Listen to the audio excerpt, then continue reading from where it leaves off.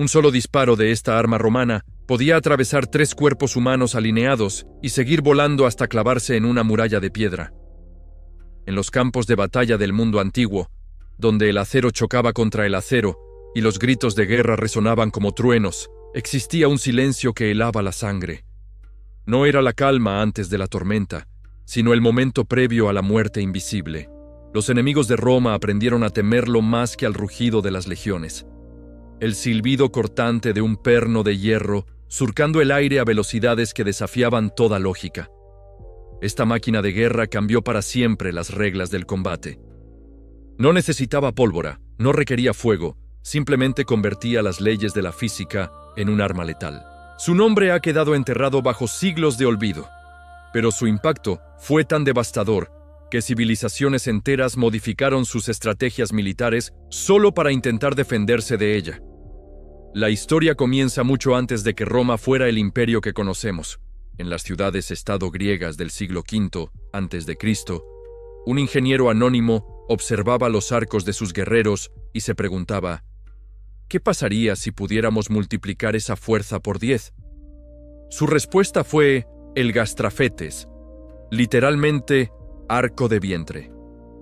Este dispositivo primitivo utilizaba todo el torso del soldado para generar una tensión imposible de lograr con los brazos. Pero aquí viene lo fascinante. Los griegos nunca imaginaron el monstruo que habían desatado. Para ellos era simplemente una ballesta grande. La verdadera revolución ocurrió en Siracusa, esa joya siciliana donde el matemático Arquímedes más tarde haría historia. El tirano Dionisio primero tomó una decisión que cambiaría la guerra para siempre. Contrató a los primeros ingenieros militares de tiempo completo de la historia occidental. En esos talleres sicilianos nacieron las primeras máquinas de torsión. Imagina cuerdas hechas de tendones de animales y cabello humano, retorcidas hasta acumular una energía explosiva. Cuando esa fuerza se liberaba, podía lanzar proyectiles con una potencia que dejaba obsoletos todos los arcos conocidos. Así surgieron los primeros catapultae y ballistae auténticas. Alejandro Magno fue uno de los primeros en comprender el potencial aterrador de estas máquinas. Durante el asedio de Tiro, en el 332 a.C., no solo las utilizó para romper murallas, las empleó como francotiradores gigantes, eliminando a los arqueros enemigos de las almenas antes de que sus tropas se acercaran. Por primera vez en la historia, la artillería dejó de ser una herramienta defensiva para convertirse en un arma ofensiva móvil. Sin embargo, los griegos cometieron un error fatal. Nunca integraron completamente estas máquinas en su doctrina militar. Las veían como herramientas auxiliares, curiosidades técnicas útiles solo en circunstancias especiales. Fueron los romanos quienes reconocieron en ellas algo mucho más profundo: el poder de imponer terror desde la distancia.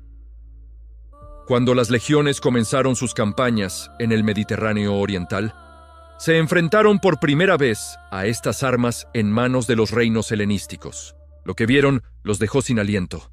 Máquinas capaces de derribar a un jinete desde distancias imposibles, proyectiles que atravesaban escudos como si fueran pergamino. Pero donde otros veían magia, los romanos vieron ingeniería.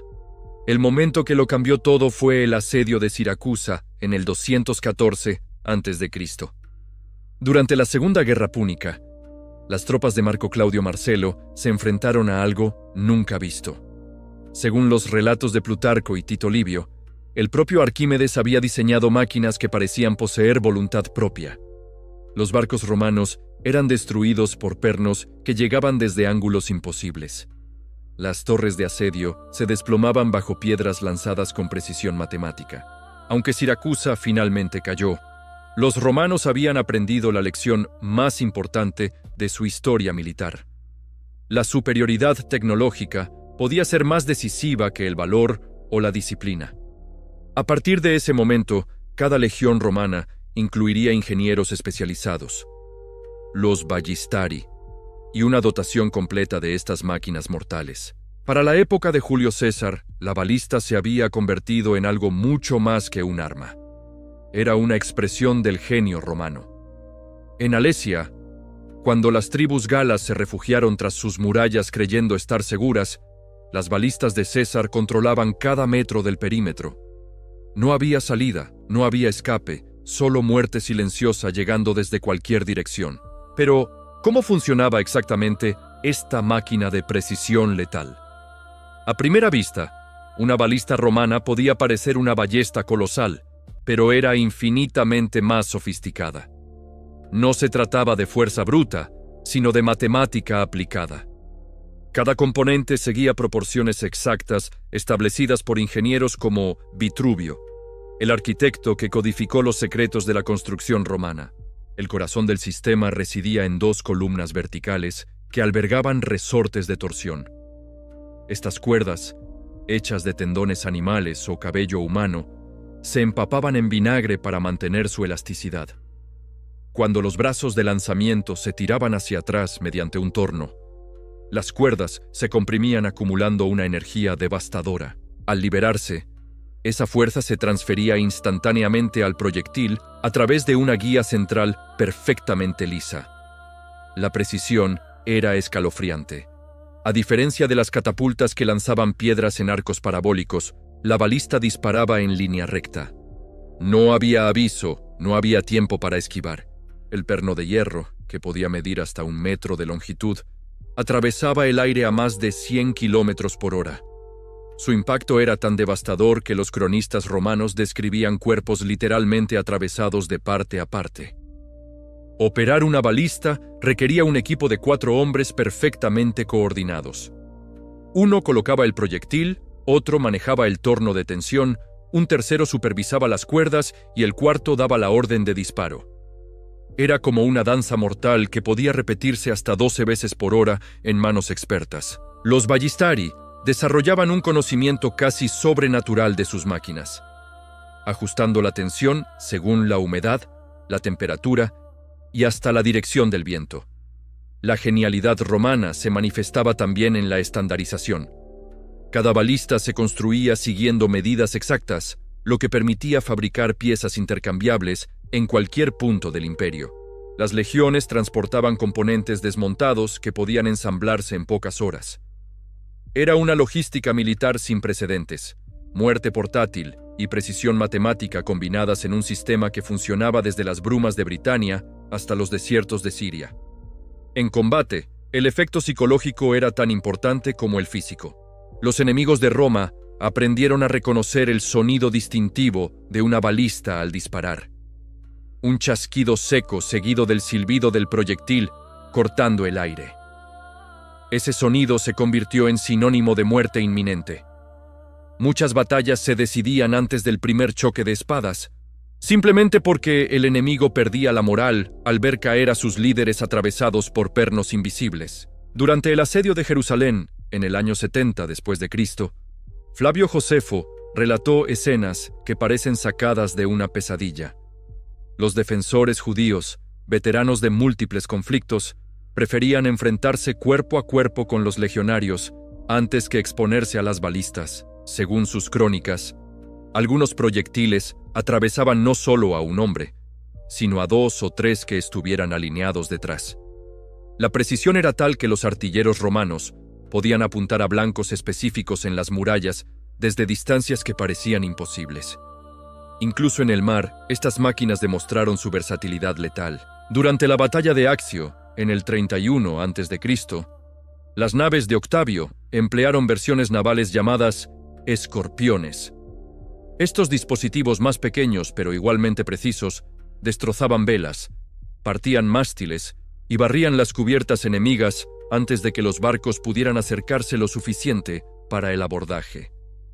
La balista no era simplemente una herramienta de guerra, era la materialización del espíritu romano. En cada disparo se expresaba la obsesión del imperio por el control, la disciplina y el orden. Mientras otras civilizaciones confiaban en el valor individual o en la superioridad numérica, Roma había descubierto algo mucho más poderoso: la capacidad de convertir la física en un arma y la precisión en terror.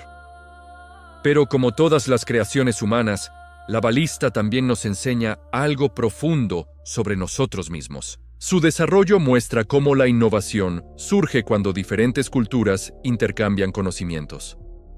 Los griegos aportaron la base científica, los romanos la ingeniería práctica, y juntos crearon algo que ninguno habría logrado por separado.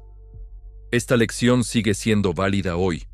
Los grandes avances nacen de la colaboración y el intercambio de ideas entre civilizaciones. Lo más inquietante de estas máquinas no era su capacidad destructiva, sino lo que simbolizaban: el momento exacto en que la humanidad aprendió a industrializar la muerte. Con la balista, Roma no solo había perfeccionado un arma, había creado el primer sistema de producción militar en masa de la historia. Los talleres imperiales funcionaban como fábricas modernas. En ciudades como Aquileia y Lión, cientos de artesanos especializados producían componentes siguiendo plantillas exactas. Un herrero forjaba exclusivamente pernos. Otro se dedicaba únicamente a los mecanismos de tensión. Esta división del trabajo permitía fabricar una balista completa en apenas 3 días, algo impensable para cualquier otra civilización de la época. Cada proyectil era una obra de ingeniería en miniatura. Los pernos se fabricaban con hierro templado en la punta y madera de fresno en el astil. Algunos llevaban plomo fundido en la base para aumentar su peso y estabilidad en vuelo. Los más terroríficos tenían cabezas en forma de pirámide, diseñadas específicamente para atravesar armaduras. Existían incluso versiones incendiarias que portaban pequeñas cargas de material combustible. Operar una balista requería un equipo de 4 hombres perfectamente coordinados. Uno colocaba el proyectil, otro manejaba el torno de tensión, un tercero supervisaba las cuerdas y el cuarto daba la orden de disparo. Era como una danza mortal que podía repetirse hasta 12 veces por hora en manos expertas. Los ballistari desarrollaban un conocimiento casi sobrenatural de sus máquinas, ajustando la tensión según la humedad, la temperatura y hasta la dirección del viento. La genialidad romana se manifestaba también en la estandarización. Cada balista se construía siguiendo medidas exactas, lo que permitía fabricar piezas intercambiables en cualquier punto del imperio. Las legiones transportaban componentes desmontados que podían ensamblarse en pocas horas. Era una logística militar sin precedentes, muerte portátil y precisión matemática combinadas en un sistema que funcionaba desde las brumas de Britania hasta los desiertos de Siria. En combate, el efecto psicológico era tan importante como el físico. Los enemigos de Roma aprendieron a reconocer el sonido distintivo de una balista al disparar. Un chasquido seco seguido del silbido del proyectil cortando el aire. Ese sonido se convirtió en sinónimo de muerte inminente. Muchas batallas se decidían antes del primer choque de espadas, simplemente porque el enemigo perdía la moral al ver caer a sus líderes atravesados por pernos invisibles. Durante el asedio de Jerusalén, en el año 70 después de Cristo, Flavio Josefo relató escenas que parecen sacadas de una pesadilla. Los defensores judíos, veteranos de múltiples conflictos, preferían enfrentarse cuerpo a cuerpo con los legionarios antes que exponerse a las balistas. Según sus crónicas, algunos proyectiles atravesaban no solo a un hombre, sino a 2 o 3 que estuvieran alineados detrás. La precisión era tal que los artilleros romanos podían apuntar a blancos específicos en las murallas desde distancias que parecían imposibles. Incluso en el mar, estas máquinas demostraron su versatilidad letal. Durante la batalla de Accio, en el 31 a.C., las naves de Octavio emplearon versiones navales llamadas escorpiones. Estos dispositivos más pequeños, pero igualmente precisos, destrozaban velas, partían mástiles y barrían las cubiertas enemigas antes de que los barcos pudieran acercarse lo suficiente para el abordaje. La balista no era simplemente una herramienta de guerra, era la materialización del espíritu romano. En cada disparo se expresaba la obsesión del imperio por el control, la disciplina y el orden. Mientras otras civilizaciones confiaban en el valor individual o en la superioridad numérica, Roma había descubierto algo mucho más poderoso: la capacidad de convertir la física en un arma y la precisión en terror. Pero como todas las creaciones humanas, la balista también nos enseña algo profundo sobre nosotros mismos. Su desarrollo muestra cómo la innovación surge cuando diferentes culturas intercambian conocimientos. Los griegos aportaron la base científica, los romanos la ingeniería práctica, y juntos crearon algo que ninguno habría logrado por separado. Esta lección sigue siendo válida hoy. Los grandes avances nacen de la colaboración y el intercambio de ideas entre civilizaciones. Lo más inquietante de estas máquinas no era su capacidad destructiva, sino lo que simbolizaban: el momento exacto en que la humanidad aprendió a industrializar la muerte. Con la balista, Roma no solo había perfeccionado un arma, había creado el primer sistema de producción militar en masa de la historia. Los talleres imperiales funcionaban como fábricas modernas. En ciudades como Aquileia y Lión, cientos de artesanos especializados producían componentes siguiendo plantillas exactas. Un herrero forjaba exclusivamente pernos. Otro se dedicaba únicamente a los mecanismos de tensión. Esta división del trabajo permitía fabricar una balista completa en apenas 3 días, algo impensable para cualquier otra civilización de la época. Cada proyectil era una obra de ingeniería en miniatura. Los pernos se fabricaban con hierro templado en la punta y madera de fresno en el astil. Algunos llevaban plomo fundido en la base para aumentar su peso y estabilidad en vuelo.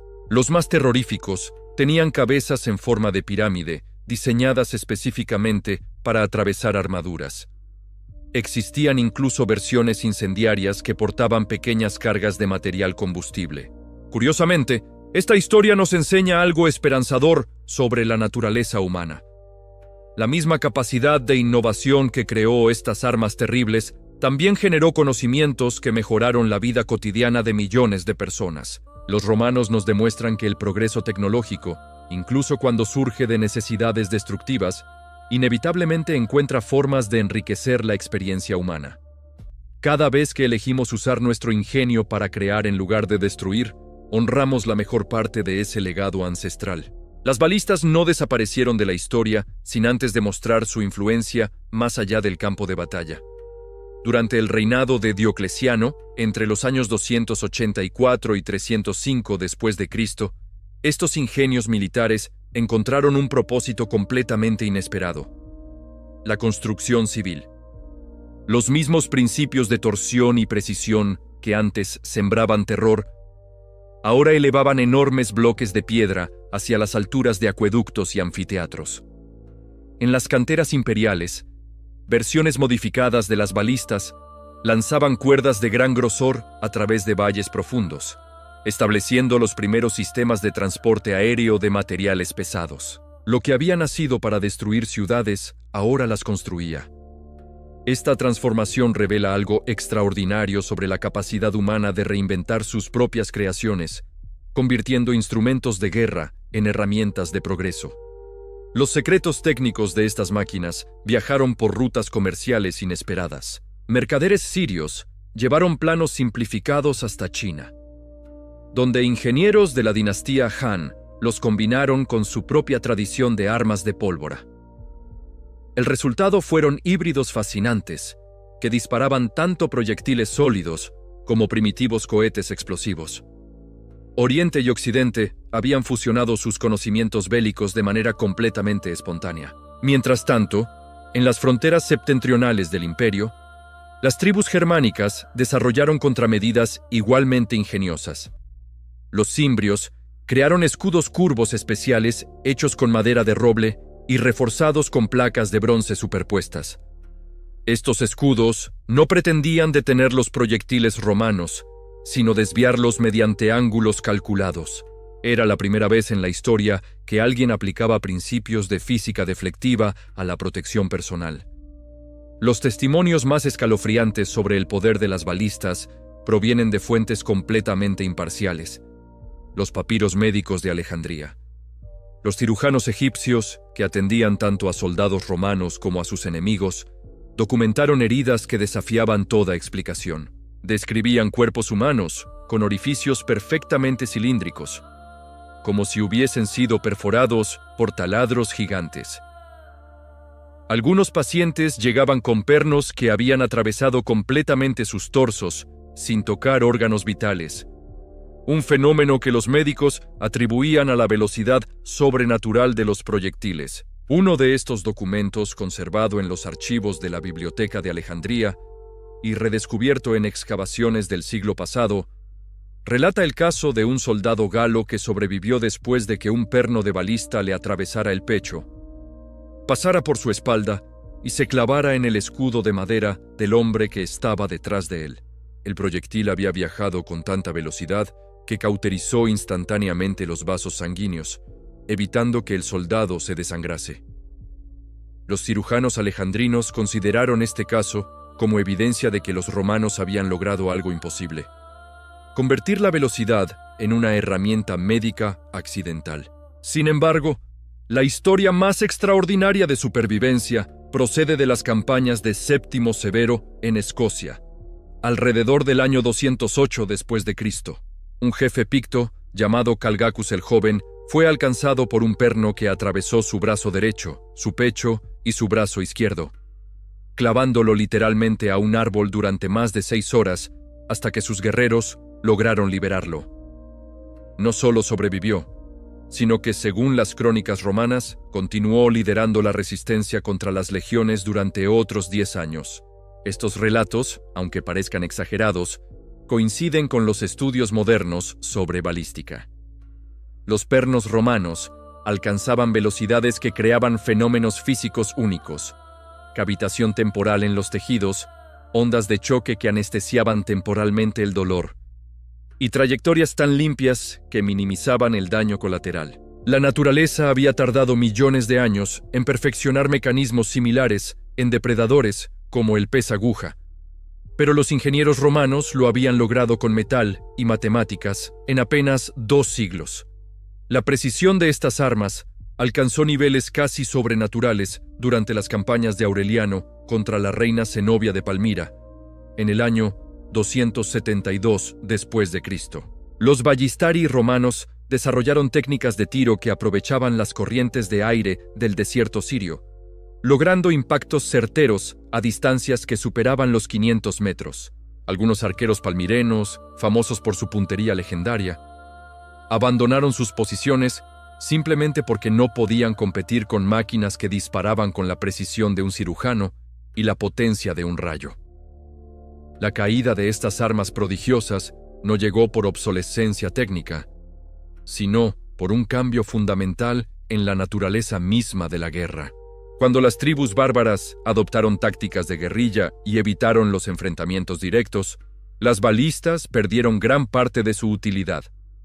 Su efectividad dependía de enemigos que lucharan según las reglas tradicionales: formaciones ordenadas, asedios prolongados, batallas campales donde la precisión importaba más que la movilidad. Los últimos registros del uso militar de balistas datan del siglo IV, durante las campañas de Juliano el Apóstata contra los persas sasánidas. Paradójicamente, fueron los propios persas quienes habían desarrollado las contramedidas más efectivas: armaduras de escamas móviles que dispersaban la energía de impacto y tácticas de combate basadas en movimientos erráticos que hacían imposible la puntería precisa. Cuando el imperio se fragmentó definitivamente, el conocimiento necesario para construir y mantener estas máquinas se dispersó como semillas al viento. Algunos fragmentos llegaron a Bizancio, donde se conservaron en tratados técnicos que nadie sabía ya interpretar. Otros viajaron hacia el norte, influyendo en el diseño de las primeras ballestas medievales, que, aunque más simples, conservaban el espíritu de precisión mortal de sus ancestros romanos. La historia de las balistas romanas nos recuerda que cada generación tiene la responsabilidad de elegir qué hacer con las herramientas que hereda del pasado.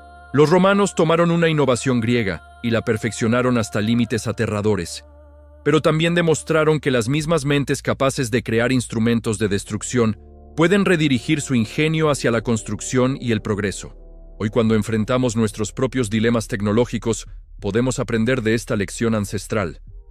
El verdadero poder no reside en la capacidad de destruir desde la distancia, sino en la sabiduría para transformar nuestras creaciones más temibles en herramientas que eleven la condición humana. En cada decisión que tomamos sobre cómo usar nuestro conocimiento, honramos o traicionamos el legado de aquellos ingenieros anónimos que, hace 2000 años, demostraron que la precisión puede ser tanto un instrumento de terror como una expresión de la búsqueda humana de perfección. La próxima vez que escuches el silbido del viento, recuerda que alguna vez ese mismo sonido anunciaba la llegada de la muerte más precisa jamás creada por manos humanas. Un susurro de hierro que podía cambiar el destino de imperios en menos tiempo del que tardas en parpadear.